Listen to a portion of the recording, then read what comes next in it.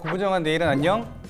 오늘부터 바른생활의 트레이너 소정비. 안녕하세요. 여러분의 바른생활 길잡이 박수빈입니다. 수빈쌤, 요새 날씨가 많이 더워졌는데 이렇게 더운 날씨에도 조깅하러 나오시는 분들이 되게 많으시더라고요. 네, 맞아요. 마스크 쓰고 조깅하는 게 쉽지 않으실 텐데 되게 많으시더라고요. 그런데 이 조깅, 우리가 흔히 하는 러닝에도 바른 자세가 있다는 거 많은 분들이 모르시는 것 같더라고요. 무릎, 허리, 골반 이런 데 부담을 주지 않으려면은 시선은 3에서 4보 정도 앞으로 보고 이제 조깅을 하는 게 되게 중요해요. 그리고 가슴을 살짝 들어주고 척추가 많이 굽지 않은 상태에서 턱은 가볍게 당긴 다음에 진행을 하는 게 중요하죠. 어깨 움직임, 팔의 움직임도 가볍게 내쉬면서 착지하실 때는 발 뒤꿈치부터 발바닥의 바깥쪽, 엄지발가락 앞쪽 이 발바닥 전체를 고르게 사용하시는 게 되게 중요하기도 해요. 네, 조깅을 할 때 이렇게 바른 자세가 있다는 거 모르셨던 분들은 이 설명으로 기억을 해주시면 좋을 것 같아요. 그럼 오늘도 바른 생활로 건강한 몸 만들기 시작해 볼까요?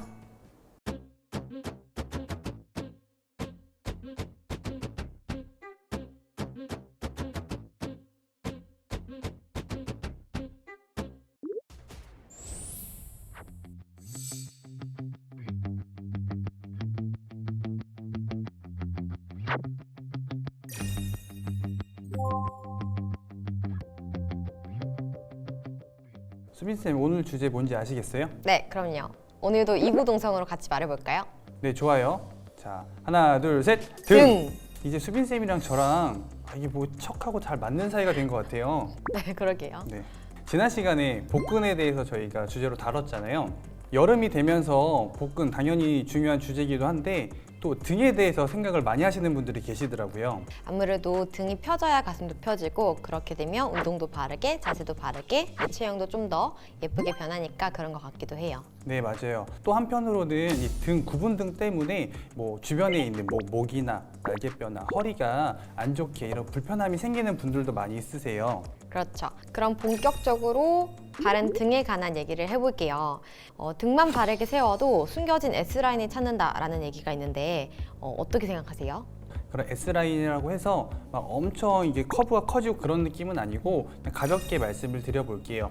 이 구분등은 말 그대로 등이 굽은 거잖아요. 필요 이상으로 등이 굽으면 우리가 보통 앉아있는 생활이 길잖아요. 그렇다 보니까 이렇게 앉아있을 때 등이 굽으면 자연스럽게 골반이 뒤로 말리면서 허리가 말리게 돼요.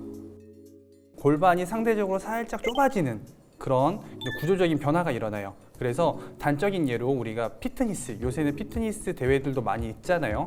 그런 대회에서 여성분들이 하는 어떤 종목 중에 골반을 앞쪽으로 치켜 세우는 동작들이 있어요. 골반이 살짝 넓어지면 상대적으로 허리는 살짝 좀 더 들어갈 수 있는 그런 상대적인 S라인이 더 많이 나오게 되는 거죠. 그래서 그런 부분을 생각을 한다면 내가 구분등 때문에 골반이 말리고 허리가 말리면서 이제 통짜리가 되면 내가 원래 표현해낼 수 있는 S라인을 잊어버리는 그런 상태가 돼버리기 때문에 이제 구분등이 S라인과 어느 정도 연관성이 있다라고 생각을 하시면 될 것 같아요.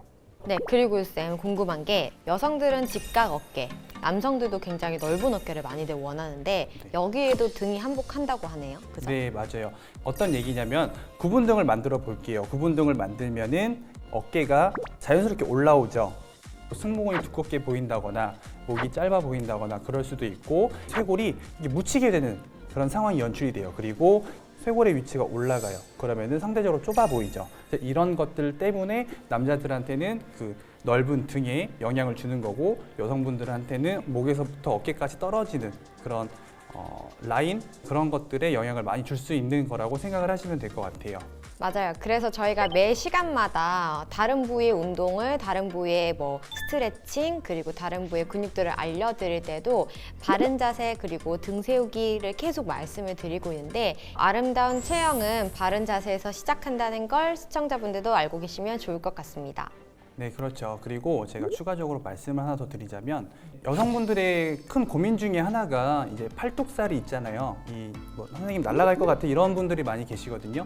그런 분들한테 어떤 희소식이 될 수도 있는데 정면에서 바라보면 사실 등만 굽는 게 아니라 여러 가지의 자세적인 위치 변화가 일어나요. 그 중에 하나가 팔의 변화거든요. 구분등이 일어나면 팔이 살짝 안으로 돌아가요. 그러면 그 근육 위에 붙어 있는 지방층이 있겠죠. 걔네들이 이렇게 돌아가거든요. 그러면 정면에서 봤을 때 얘네들의 볼륨감이 좀 더 커 보일 수가 있어요.